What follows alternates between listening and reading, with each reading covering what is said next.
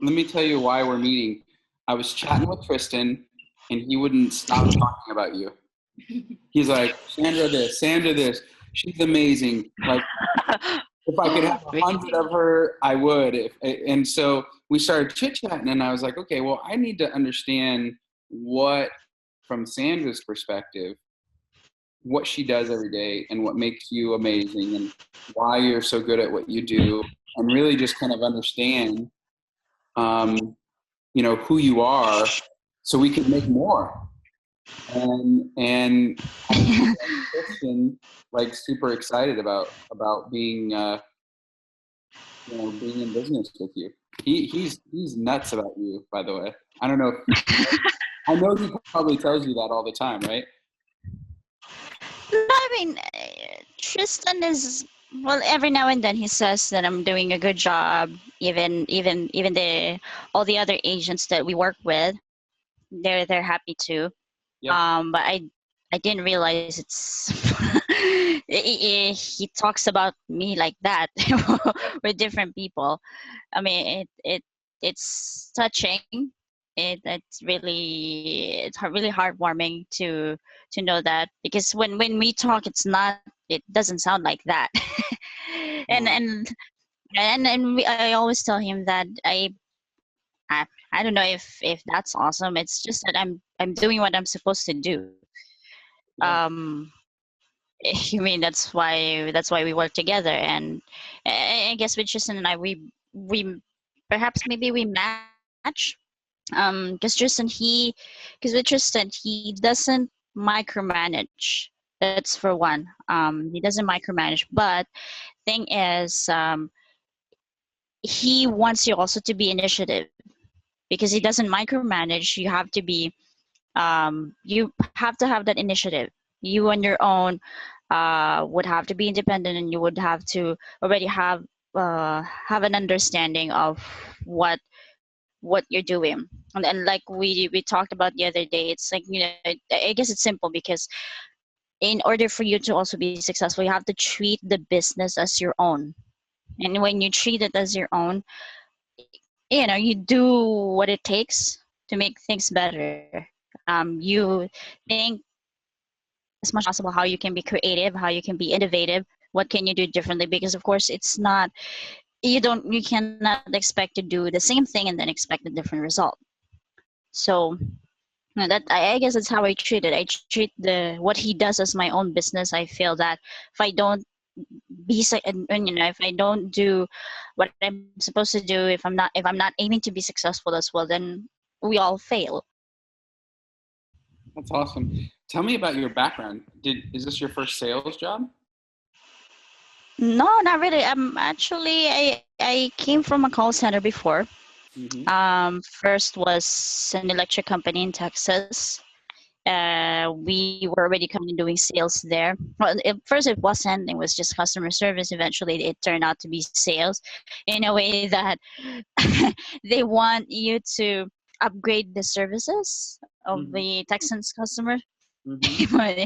It existed there before in Texas, because here in the Philippines it's different. There's no such a thing as upgrading your service or whatever like that.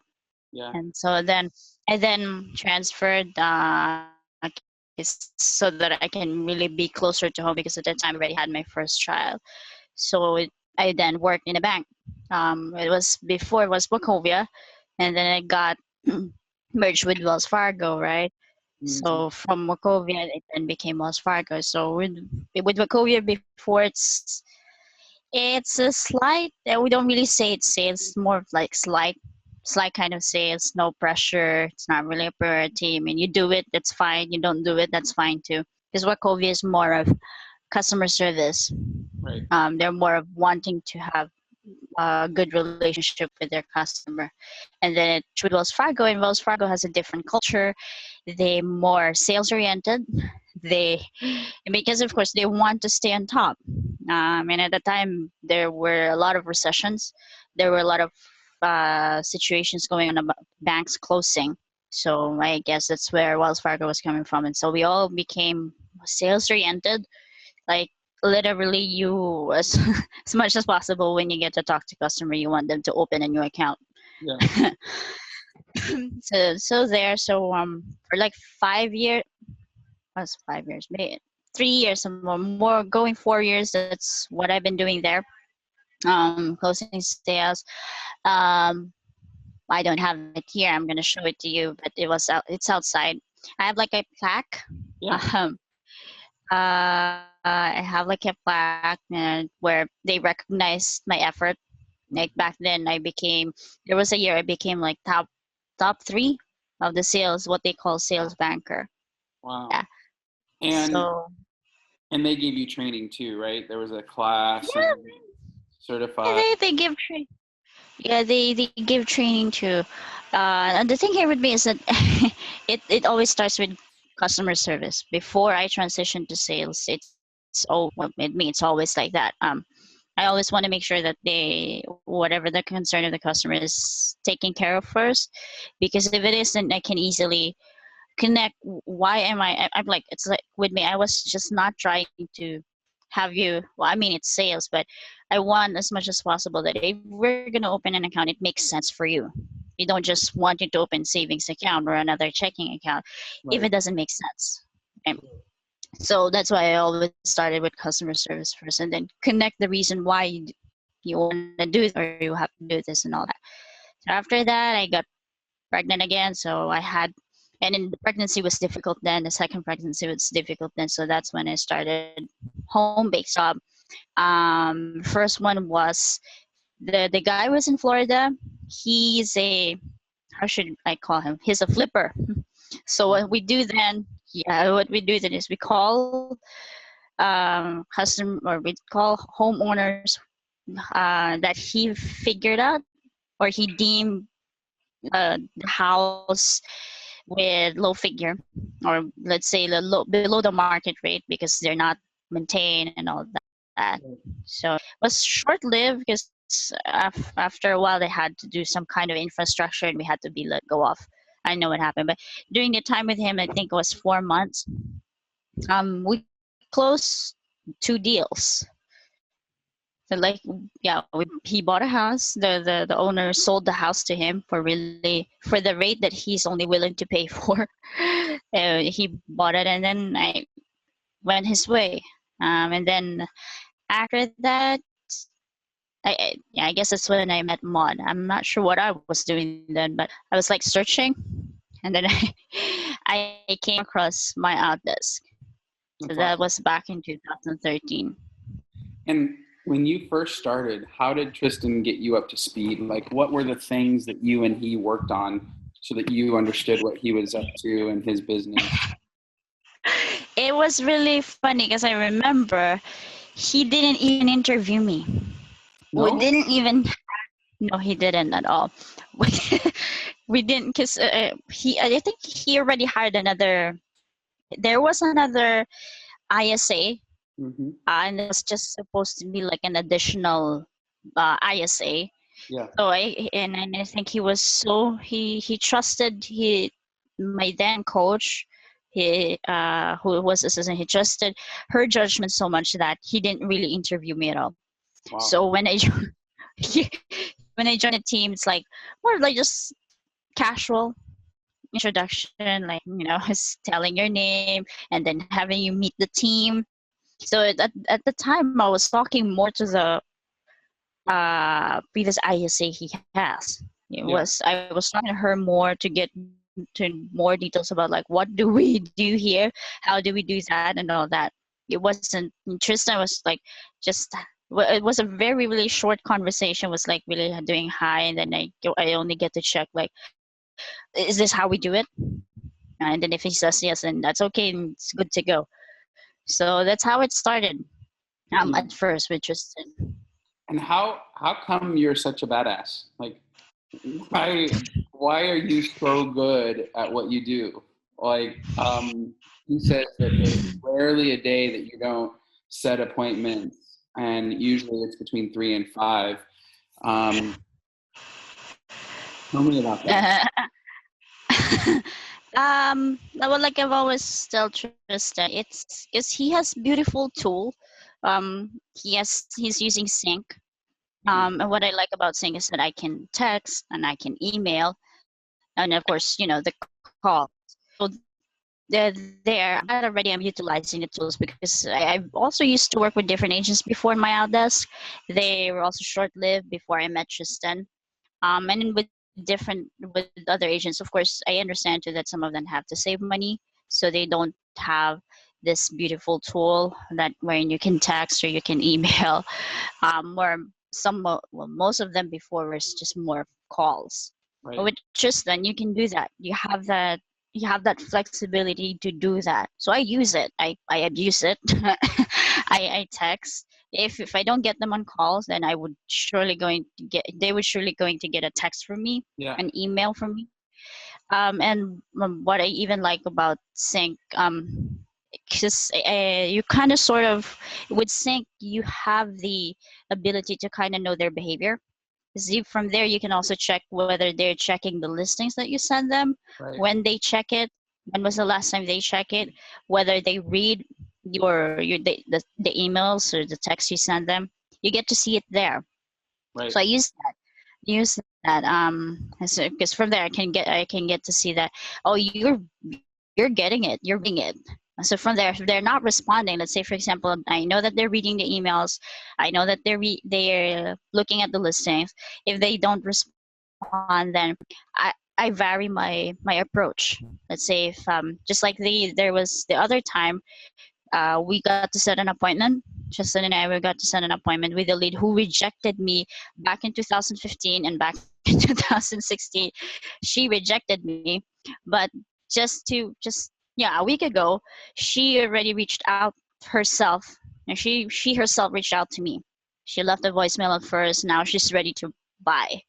Wow. So yeah, so I guess also the perseverance, that you just make yourself known that you're there, because eventually, well, of course, not all of them are ready, right? Yeah. Some of them are really just toying around the online. But if you stay that perseverance, and because with me as well, I don't cherry picking. I don't do cherry picking, and I guess that's what maybe that's what happens maybe with some other, because I get to see that happens with his agent. Some of his agent don't follow up with uh, clients, let's say, who don't really have much. But Right. I don't cherry pick him because for me, I think that maybe that customer or that lead may really may not have enough now, but we never know. 6 months from now, 1 year from now, things change, their lives would change, and they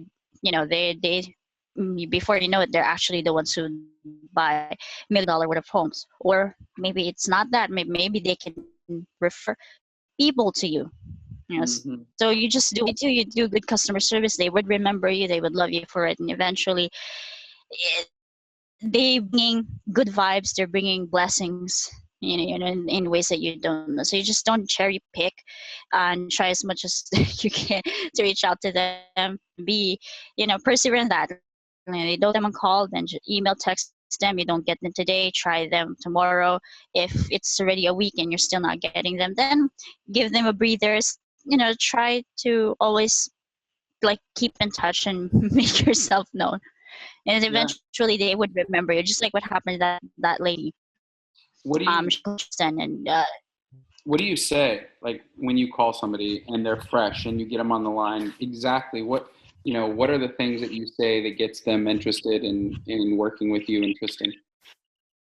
yeah, with buyers now, usually it starts with, hey, I saw that you're looking, there's sometimes there's an address, there's a particular address they're looking at. So that's the start of the conversation. Hey, I saw you looking at, let's say, 123 Main Street. I check first if it's available, because if it's available, then that's good, because the next thing is that, okay, so you want to see this, when do you want to see this? And from right there, it would already be an appointment, as long as I'm gonna ask for, so you're not committed to an agent, right? So if they don't say that they're not, if they say that they're not committed, that's good. That could already be considered an appointment. Now let's say if the house is not available, so what I asked is, so what do you like about this property? What made what made you consider this, or what piqued your interest? Is it because of the size? Is it because of where it is located, or what's in it that you like? Yeah. And then that's when I say, the thing here is that the property is already pending. somebody already made an offer before you. And I sometimes even would say things like, "So thing here with houses with a price like this, it really goes off the market quickly, and especially here in California." But there are still other listings. So you tell me what you want here, so that we can find what similar for you. Right? And then I go ask, so you're not committed to an agent? Do you need a lender? So with Tristan, he's really that flexible. We don't really like have a he's not strict, or he doesn't implement that you have to follow this script, because I think, of course, I think he wants it to be spontaneous, doesn't want it to be scripty. So that's what we do. We just ask the important things. Like, one is that they're not, of course, committed to an agent. Two is like, when are you looking?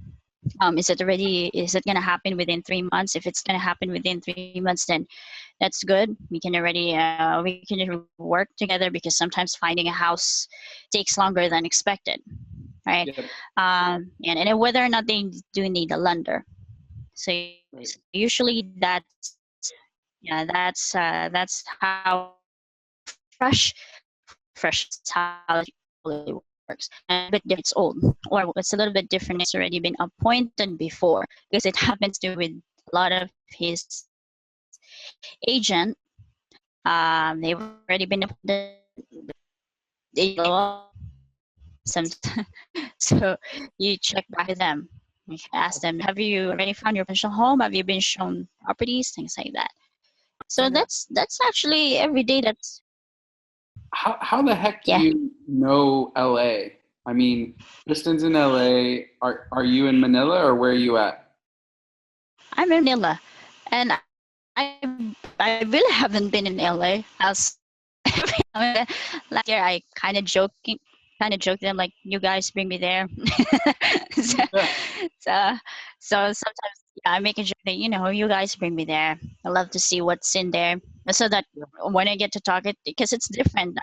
Every now and then what I do is Google Map, Right. so that I get to see, let's say, where's the Santa Monica area, where's the Santa Clara area, where's this Thousand Oaks, where's this Ventura County. So for like, Tristan and I are working together for 2 years now. So for like 2 years, that's always what I've been doing. Like, okay, so she's looking here. So where is this in the map?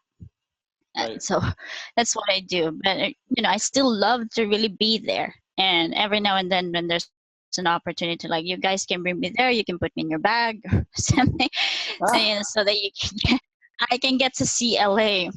yeah. Plus I have relatives there too in Tahanga. They're there. They live there. So yeah, but it's also business purpose that I want to be there in LA.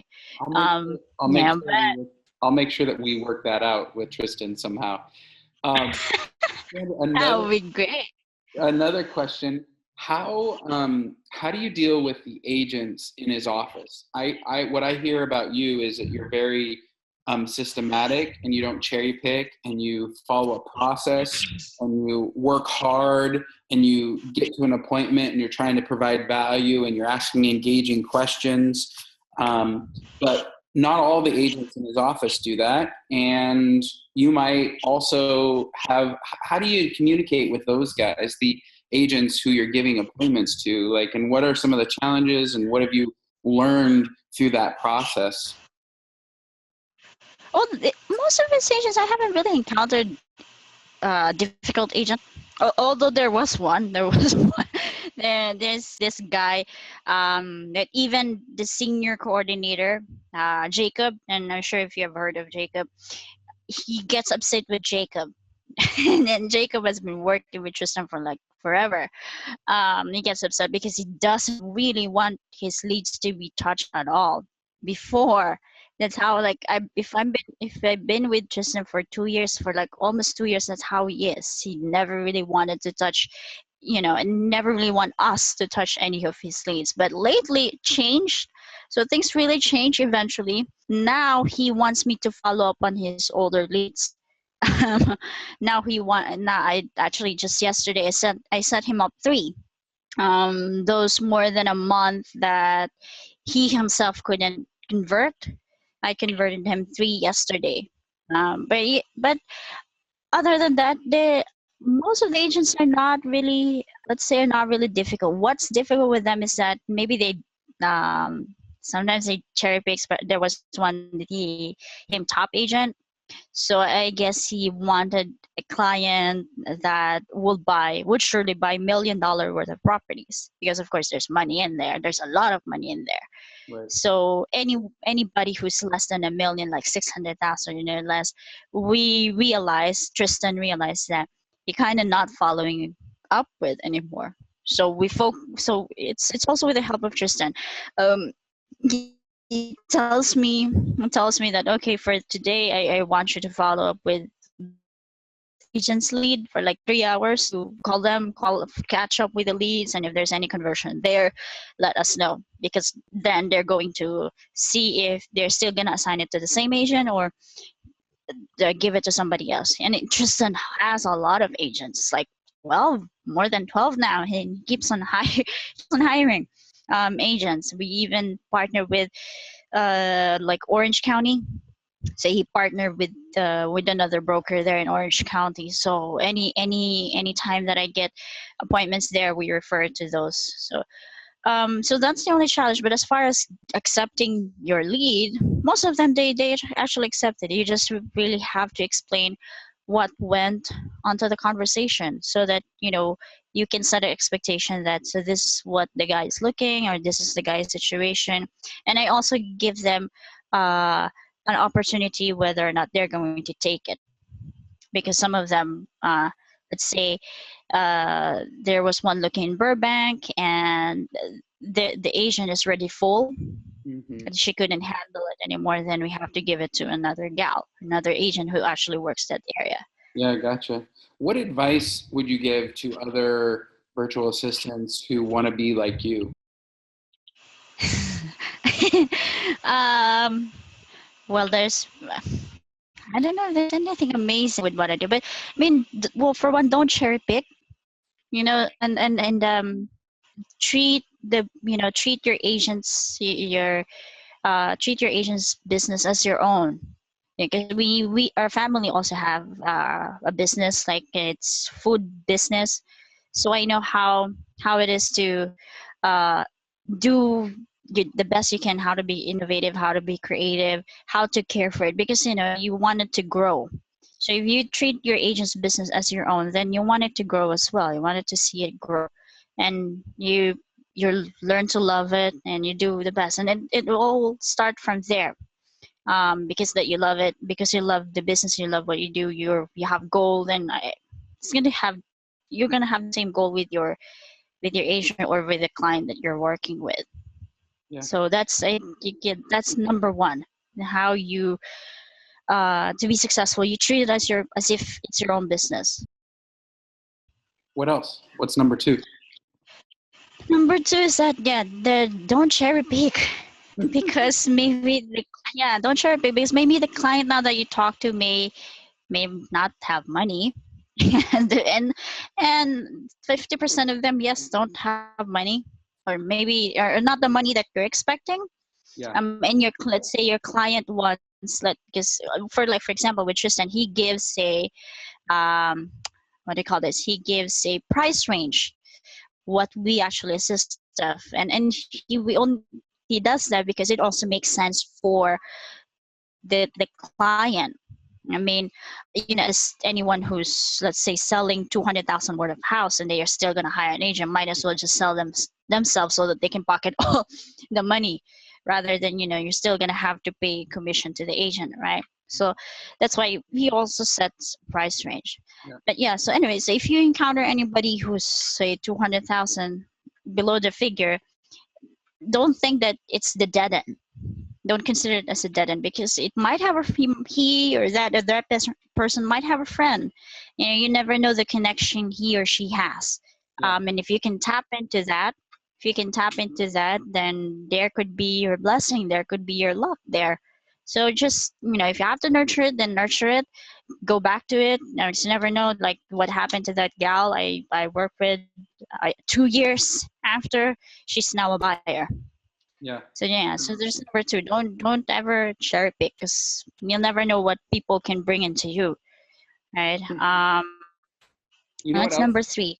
You know what else I liked about what you said is that you're discovering what their time frame is, like when they want to Mm-hmm. buy or sell, and then Mm-hmm.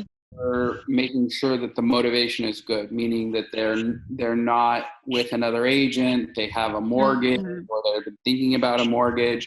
So in sales, those are two really majors. Like when do they want to buy or sell, and Mm-hmm. then why do they want to be in that Yeah. particular area or that type of a home or whatever, and then are Mm-hmm. they free of all barriers, the mortgage and working with another agent. So those are That's true. those are that's probably key, right? In your opinion, those are the two key things. Yes, I would say yeah. Those are two key things, so that when you assign them, you know that you're also not wasting your agent's efforts and your agent's time. So those are the main points that you want to make sure first before you appoint or you set up an appointment. It's that you know that the client is not working with anybody, or at least not committed with anybody. Because what also happens sometimes is that a lot of agents are calling, right? A lot of agents are going to show house, and that can happen. They would, with one or two, they would go out and see some houses if they are buyers, or if they're sellers, then one or two they would set up a listing appointment. But as long as they're not committed, they haven't signed the contract, then you have the fighting chance. Right. And if you got, you know, and if you got a fighter, you know, if you got a client who's a fighter, then they would compete. You know, they're gonna stand up and see if they have a chance. Yeah. And with Tristan, yeah, with Tristan it was never a problem. It's always like, you know, as long as they haven't signed that paper yet, then let's see what, you know, let's see what value we can bring. Cool. What like if you were to train somebody to do what you do, like if you were to add somebody onto the team and then help them be successful, what's the one thing that you would look for in hiring a counterpart that you would be responsible to get up to speed? Well, one is that he or she must really have an initiative. You know, I must see that energy that he or she wants to learn, that she understands or he understands what you guys are doing. What is this business for? What and that's one of the things that I'm gonna look. You must have the initiative and must have the heart for your client's goal. You must be in sync with your client's goal. I mean, yes, of course, because sometimes I think the thing here with some other ISA is that as long as they get paid, I mean, they don't have to make that money. Unlike the agents, they don't sell or they don't have that buyer's agreement, then there's no commission there. There's no money for them. Like with us, we just have to wait for what, fifth and the 25th, and we know that as long as we have that client, we're gonna get paid, whether or not the deal is closed, right? So if you just think that way, then you know you may not really be able to help your client because you are just like waiting for the money to come in and you're just do your thing half-hearted with no push or drive in there. So there must be a drive. It's not just this really have to be understanding that you want to close the deal as well with the client and you're not just sitting down there waiting for your money to be given because you know that whether or not he or she closes that deal, you are still going to get paid. Right. So that's not supposed to be your thinking. It's So supposed to be you have to be. you're saying attitude and ambition. Like the person has to have a Yeah. great attitude, display initiative and a hunger, and then they have to be ambitious, Yes. meaning they wanna do well for their client. It matters to them.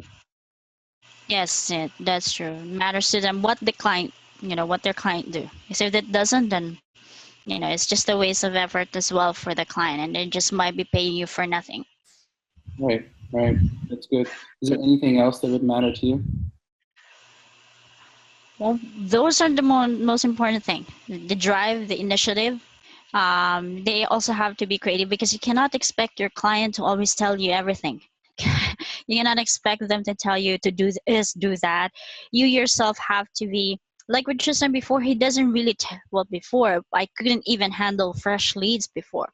So I was just like, so what do I do here? Right. When I started with Tristan, was like that. It was you're like left alone in the war, and you're not told any instruction what to do. So I just really navigated by myself. So anyway, I'm looking for someone who's also independent, and um, so I guess experience would play a part. If they have already had an experience with different agents before, clients before, so I think that would also play a big role, especially with Tristan. The type of person that he is. He Yeah. wants somebody who's independent and who really has the initiative, and who's um, I guess creative or innovative. Right. Because that's what I just really did. He didn't really have to train me that much. There wasn't really like formal training with him before. It's more of like just saying that this is what I'm looking for. This is just say this or ask this and a little bit of that, and that's it. Yeah. And you do your own thing. Yeah. And how often do you and Tristan chit chat, like talk or Like every day, like every day. But well, before I didn't have iMessage. I didn't have an iPhone before, so we just talk in Ring Central.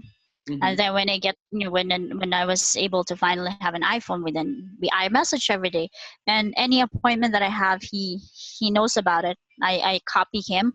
Mhm. Uh, yeah, so it every day we actually talk. I love it. And like when you look back in landing Tristan, how do you feel? Like, what is it like when you have a great client and you're being really successful and they value you and you guys are communicating every day? What's that like? Feels really like a blessing. It feels like you found a partner. It's funny how that sounds. It might sound different, but it feels like that. It feels like you found a partner, a teammate, because you sync, you how you do things and how he does things kind of work together in a way. Yep. So it's like finding a partner. After being with different agents before, and there was one point I didn't have any client for like 2 months. um, so when finally I landed Tristan, I met Tristan. It was really refreshing. It was well, at first I was kind of feeling, because he hired after me, he hired another ISA, and then let's let go of. So like I'm not sure what's happening. Like he just hired that, and then she was let go of. So it was like I was in like let's say I was like on a rope, that I felt that it might happen to me as well. So I was really careful that what could I be doing wrong? What might tick Tristan to also let me go off? Yeah. Yet apparently it's only a few months from now. It's our 2 years together. Wow. And what has it done for your personal life? Like, what has it felt like? Oh, I'm sorry. What has it done for your personal life? Like for your family? Um, Yeah, it's already really had so many blessings. Because after I got a secure job with Tristan, I get to have my first car.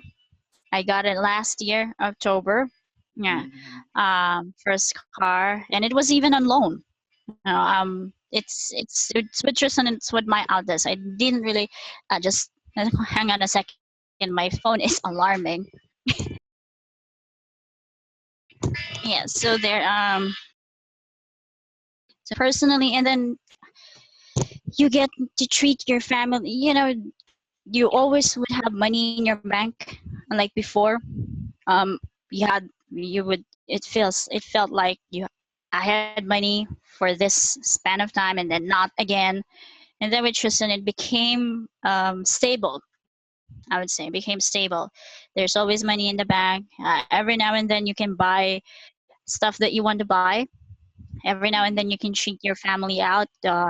You can make sure all bills are paid. And the funny thing is that you were just here at your home in front of your computer, and yet you're earning this much.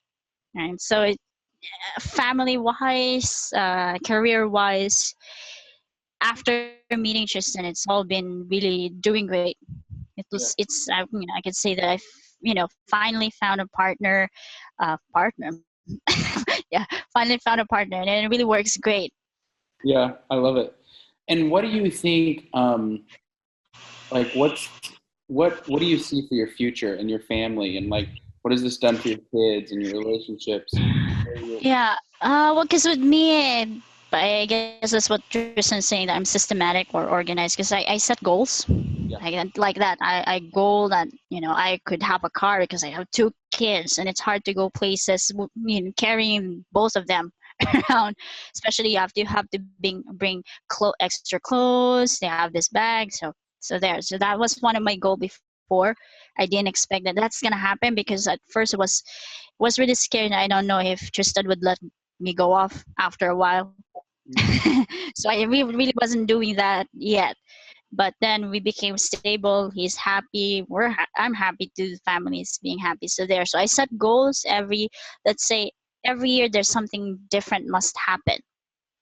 right. I should be able to obtain something in a positive way, whether it's material or it's for your personal growth. Gotcha. So like for this year, the goal is that I really want to send my girl or my kids to a better school, Gotcha. school with better quality. And then I'm thinking of learning Spanish, because in California there's also a lot of Spanish speaker.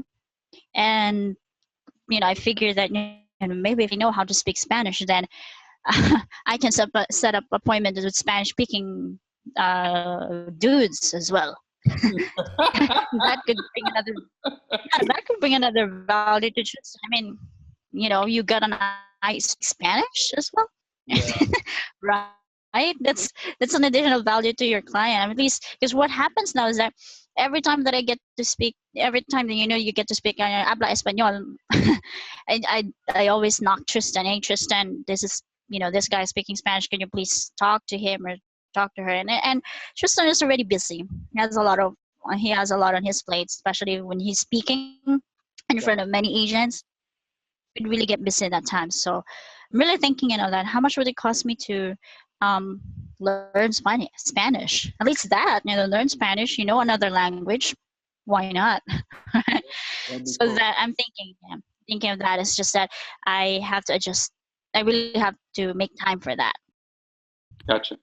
Do you are because one of the reasons that you and I are meeting is Tristan wants to hire another ISA, but we need to make sure they're just like you. They need to be as motivated. They need to be as smart. You know, Yeah. as interested in being successful. Because then it's a real partnership, right? Um, Hmm. so I wonder, in addition to Spanish, I wonder, are you willing to buy into helping somebody else be as successful as you are?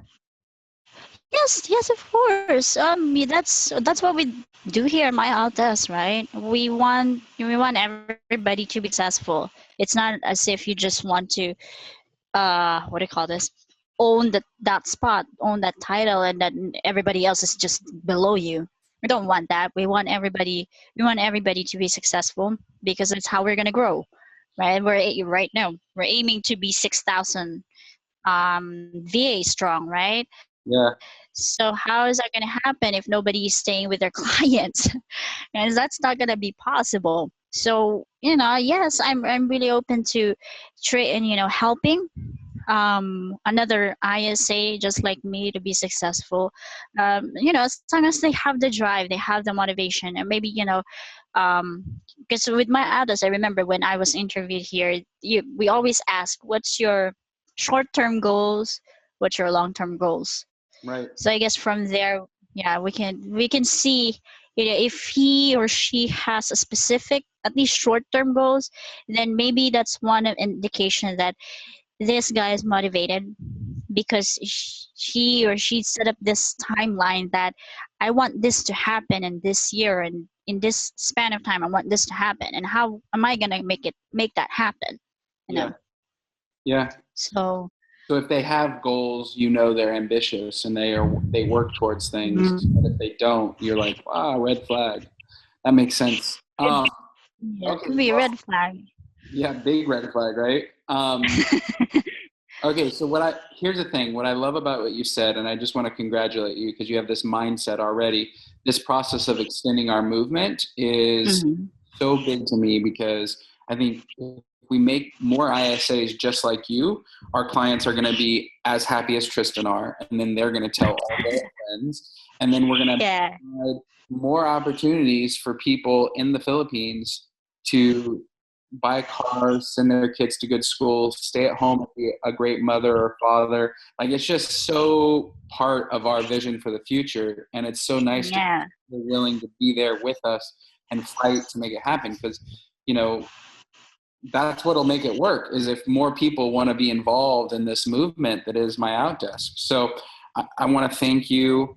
We're going to be sending you a gift for your time. We're going to also send. That's not necessary. I know, but I think it's great for you to spend this time with me on your day off. We're also going to put this out to everybody so they can see what it takes to be successful for an ISA. What mindset do you have? So what are the things that people need to have to be successful? And I think you're a great example of what it is to be a modster within our country. So thank you so much for your time, Sandra. And look, Tristan and I are working on trying to add to the team. So Mhm. I'm really excited to have you as part of the movement. And again, thanks for your time today. Thanks to Daniel, and I hope we can inspire more more ISA to really to really love what they're doing. Yeah, So that we can really grow. There will be more opportunity for all of us and for all others, especially because here now becoming one of the headache here in the Philippines is traffic. yeah, So it really has a lot of benefits to work from your home. yeah. So Agreed. Agreed. Okay, yeah, so Sandra, there. have a great day. Enjoy your day off. Have a great Thanks day for too. waking up. And we'll chat soon, okay? Yeah, that's it. Thanks, Daniel. Thanks, Coach.